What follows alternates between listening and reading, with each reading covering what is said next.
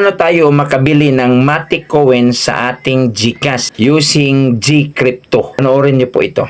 So hanapin natin yung Gcrypto. I-click lang natin dito, view all service. Tapos hanapin natin yung Gcrypto. Ito po, Gcrypto. So i-click lang natin to. Tapos ang gagawin, kailangan dito yung Gcrypto mo, kailangan mo i-verified. Sa akin kasi verified na itong Gcrypto. Ang gagawin mo dito ay kung wala pang laman yung Gcrypto mo, kailangan mag-top up ka. So ako nag-top up na ako dito at nabili ko ng BNB. So i-click lang dito top up kasi maglagay ka ng amount, no? Halimbawa 500, top up tayo. I-click natin dito continue. Tapos i-click lang dito 500. So, depende yan kung magkano yung i-top up mo. So, yan, successful na yung top up natin. So, i-click natin dito yung done. So, tingnan natin dito kung pumasok na.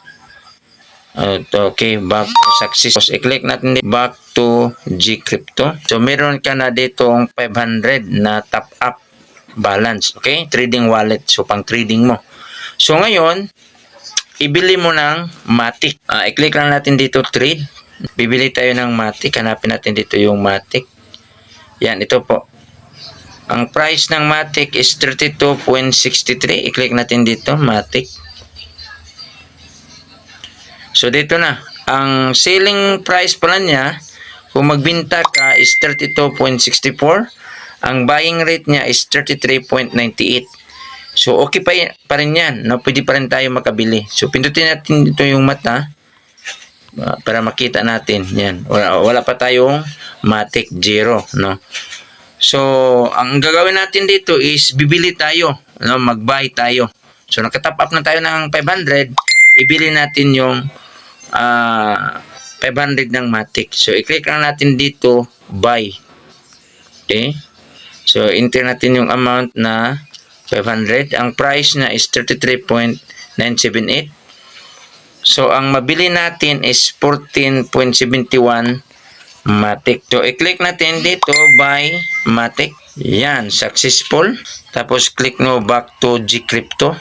So, meron ka ng 14.71 Matic. So, nabawasan siya ng gas fee. So, ngayon, ipapasok mo yan doon sa Trust Wallet mo. Okay? So, yan, yung nabili mo. So, punta ka na ngayon sa Trust Wallet. Yan. Yan, meron kong 4,604. So, click lang dito yung Matic. Click mo lang. Tapos, i-click mo dito yung receive. Kasi, ikaw tatanggap. So, kung mag-send ka naman, i-click mo yung send papuntang GCash, Gcrypto. Ngayon, kasi kukunin mo yung Matic doon sa GCash, kaya i-click mo dito, receive. So, i-click natin dito, receive. Copy natin. No, copy. Tapos punta tayo sa Gcrypto. Ito yung GCash. Yan. Meron tayong 14719 Matic. Click natin yan. Tapos ito po, send. I-click natin dito, send.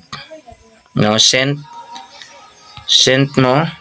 Tapos i-paste mo dito yung ayan, enter address of recipient. No, wallet address yan. I-paste mo yan dito. Yan, paste mo yung kinapi mo kanina. Yan, galing sa Trust Wallet. Tapos, yung amount, i-max mo lang. No, i-max lang natin. Max. So, yan po. Sabi dito, please send only Matic within Polygon. So, dapat ang network na is Polygon lang, no? So, ang kukunin mo doon na wallet address doon sa Trust Wallet, ito po, mag-ingat ka po, ha? Dapat, ang nakuha mo dito na wallet address is, ang network niya is Polygon, no?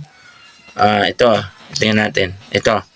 Dapat Polygon yan, no? Polygon. Matic, Polygon. Ang network niya is Polygon. So, dapat Polygon ang Matic na, Polygon ang network sa Matic na na receive na wallet address. Na kasi pag mali yung wallet network niya, sabi dito, to this address sending other assets or using a different network will result in loss of your asset. So mawala yung asset mo pag mali yung network. Halimbawa, Matic, BNB ang nasindan mo, mawawala talaga yung ano mo, yung coins mo or pira mo.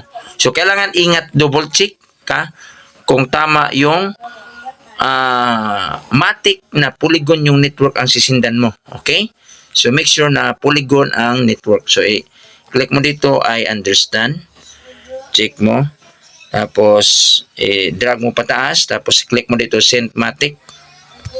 Send Matic. So, yan. So, send Matic. So, nabawasan naman ulit ng gas fee. No? Naging 14.119 naman. Nagawasan ng 0.5. No? Nabawasan naman ulit.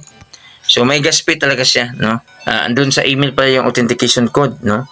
Mas na email pala. No? Authentication code sa email. Ito po.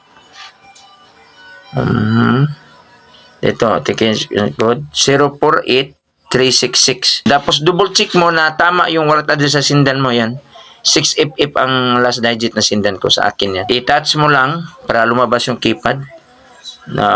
I-touch mo dito para lumabas yung keypad. 048 ano again? 048 366. At 366. Yan. Tapos, i-click natin dito, submit code. Yan. So, we are processing your send request. Sentayin lang ng ilang minutes, no? Kasi nag-process pa. So, nabawasan siya naman ulit siya ng 0.5%. Okay? So, normal talaga yan, mabawasan ng mga gas fee. So, mga nasa siguro 30 o depende, no? 30, 40 na gas fee. Depende din sa kapital na binili mo, no? Kung maliit lang din yung binili mo, kung medyo konti lang din yung gas fee, kung medyo malaki, malaki din yung gas fee. So, parang ganun, no? Mayroon kasi sila mga percentage. I-click mo lang dito back to Gcrypto. So, tingnan natin kung nawala na. So, nawala na po. Nawala na yung laman natin ng Matic, no? Ang BNB na natira ko dito.